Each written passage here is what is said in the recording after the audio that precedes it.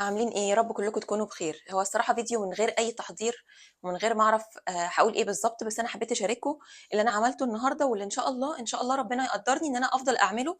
وحبيت ان انا اشارككم عشان اشجع غيري، وعشان يبقى ده برضو عهد على نفسي كده قدامكم، ان انا افضل مركزه في اللي انا مركزه فيه ده، اللي هو المقاطعه. انا اي حاجه دلوقتي بقيت بحاول امسكها اشوف مصدر صنعها فين. حتى ساعات بتبقى في حاجات مصنوعه في مصر بس هي فاينلي بتبقى تبع شركات تانية. انا حاليا مش بحاول اقاطع المنتجات الامريكيه بس، لا، بحاول اقاطع كل المنتجات اللي سياسه البلد بتاعتها بتدعم الظلم والقهر اللي حاصل عند اخواتنا. وخد بالك ان احنا ربنا هيسالنا انتوا عملتوا ايه لما شفتوا غيركم في ظلم، ساعدتوه ولا لا؟ المقاطعه ممكن الناس تشوفها ان هي عديمه الفائده او ضعيفه خالص، بالعكس تماما. اللي فاهم في الاقتصاد كويس يعرف المقاطعه بالاخص لو اعداد كبيره جدا ودول ممكن تعمل ايه في شركات وسياسات. ايوه، بقيت بجيب ميه حياه بدل الميه التانيه. وخد بالكم من المنظفات، عشان معظم المنظفات اللي موجوده بتدعم السياسات الظالمه.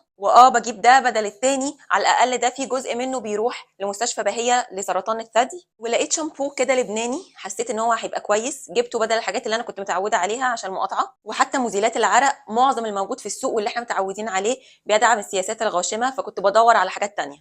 ومعلش اعذرني، يعني اللايف ستاندرد بتاعك ومستوى المعيشه مش اغلى من الناس اللي كل يوم بتموت هناك.